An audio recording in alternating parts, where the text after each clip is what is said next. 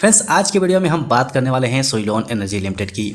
बहुत सारे लोग आज का ये गिरावट देख के खुश हो रहे होंगे, लेकिन ऐसा बिल्कुल भी नहीं है। ये गिरावट नहीं है, ये हमारे लिए खुशखबरी है, यानी कि गुड न्यूज़ है। अब ये सोचेंगे कि गुड न्यूज़ कैसे है, शेयर के अंदर तो गिरावट हुई है और यहाँ पर हम बात कर रहे हैं गुड न्यूज़ की, तो वो आपको इस वीडियो में पता चल जाएगा। उससे पहले स्टॉक को आप देखेंगे तो आज के दिन 43 रुपये 50 पैसे पे ओपन हुआ था, यानी कि तगड़ी मूव दिखाया था। उसके बाद 44.45 पे पहुंचा, उसके बाद प्रॉफिट बुकिंग आ गई। लेकिन यहाँ पर हमें परेशान होने की ज़रूरत बिल्कुल भी नहीं है, ये गिरावट बहुत ज़रूरी थी। जो मुझे लगता है उसके हिसाब से ये गिरावट सुइलोन एनर्जी में होना बहुत ज़रूरी था। क्यों ज़रूरी था ये वीडियो के अंदर में पता चलेगा, लेकिन उससे पहले कुछ चीज़ मैं आपको दिखाता हूँ। सबसे पहले यहाँ पर देखिए, ये वॉल्यूम, ये जो 14 करोड़ का वॉल्यूम है ना, ये सुइलोन एनर्जी के पावर को दिखाता है, यानी कि सुइलोन एनर्जी में कितना पावर है उसे ये दिखाता है। आप देखेंगे कल के दिन 10 करोड़ का वॉल्यूम जनरेट हुआ था, लेकिन 56% लोग डिलीवर क्वांटिटी उठाए थे। एक वीक में 9 करोड़ का वॉल्यूम जनरेट होता है और 69.55% डिलीवर क्वांटिटी उठाया जाता है। एक महीने का एवरेज देखेंगे तो 7 करोड़ का वॉल्यूम है और 89.85% लोग डिलीवर क्वांटिटी उठा रहे हैं। तो आप खुद सोचिए कि ये जो 89%, 69%, 56%, ये कौन लोग हैं जो डिलीवर क्वांटिटी उठा रहे हैं।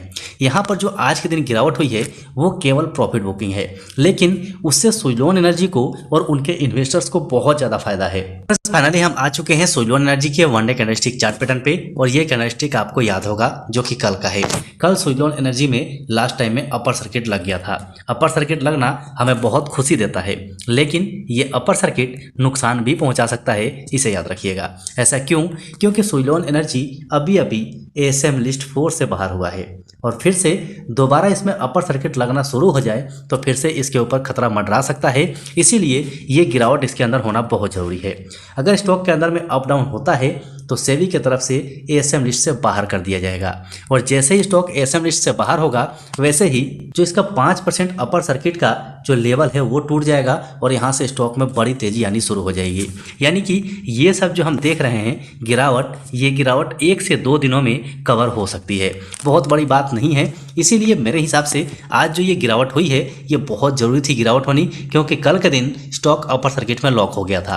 अपर सर्किट में लॉक होने के बाद अगर आज भी अपर सर्किट में लॉक होता, कल भी अपर सर्किट में लॉक होता, तो ज़्यादा से ज़्यादा क्या होता, 47-48 के आसपास पहुंचता, यानी कि ट्रेंड लाइन के रेसिस्टेंस पे पहुंचता। उसके बाद फिर से इसके ऊपर खतरा मंडरा जाता और फिर से प्रॉफिट बुकिंग आ जाती। लेकिन हमारा इतना छोटा टारगेट नहीं है, इसे एएसएम लिस्ट से बाहर होने दीजिए। बाहर होने के बाद आप इसकी रफ्तार देखिएगा, मेरे हिसाब से बहुत शानदार रफ्तार दिखाने वाला है, क्योंकि इस लेवल में स्टॉक रुक रहा है। अब आप पूरा ये जोन देख सकते हैं, इस जोन के बारे में हमने पहले भी बात किया था। चलिए मैं आपको लेके चलता हूं मंथली कैंडलस्टिक चार्ट पैटर्न पे, और वहां से फिर से एक बार रिवाइज करवाता हूं कि ये जो जोन सुइलोन एनर्जी का है इसको हमने पहले ही डिस्कस किया हुआ है कि यहाँ पर सुइलोन एनर्जी को दिक्कत हो सकती है।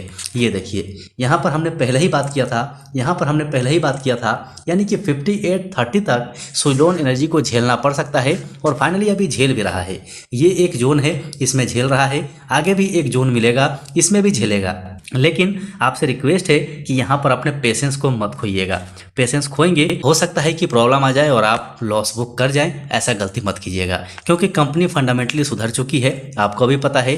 अभी इसका रिजल्ट आना बाकी है, आपको भी पता है। साथ ही ग्रीन एनर्जी का बजट भी आने वाला है, ये भी आपको पता है। तो ये सारी चीज़ें जो है ये इसको रोक रही हैं। यानी कि अभी जो सुइलोन एनर्जी का Q3 का रिजल्ट आएगा, इस Q3 के रिजल्ट में गारंटी नहीं है कि इसका रिजल्ट अच्छा आ जाए। अगर कंपनी का रिजल्ट गड़बड़ आ जाता है तो वहाँ से बड़ी गिरावट आ सकती है।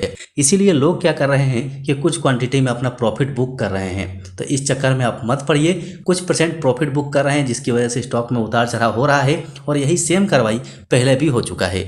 तो उसे हम देखते हैं और इंतजार करेंगे।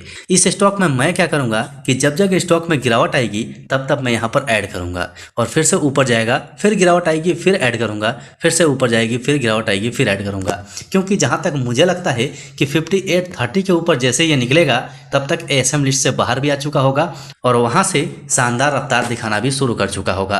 साथ ही फरवरी महीने में मिड कैप में ये शामिल हो जाएगा।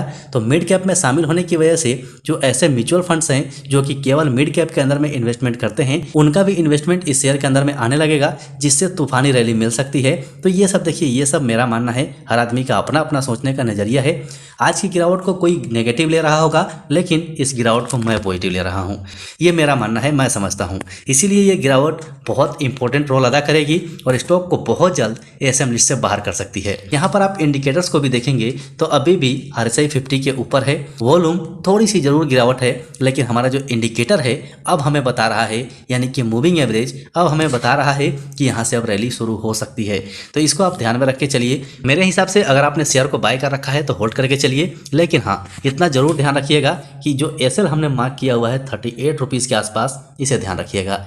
38 के नीचे अगर आता है तो हमारा RSI भी 50 के नीचे आ जाएगा।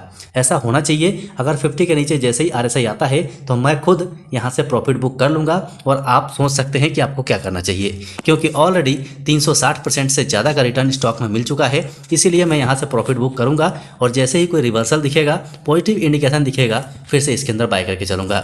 लेकिन 38 से ज़्यादा रिस्क में नहीं लूँगा। आप अपना सोच सकते हैं कि आपको क्या करना है, लेकिन मेरे हिसाब से इसका टारगेट बहुत लंबा है और ये बहुत बड़ी रैली की तैयारी कर रहा है। तो इससे निराश मत होइए। शेयर मार्केट में उतार चढ़ाव नहीं होगा तो स्टॉक में तेजी नहीं आएगी, ये पक्का है।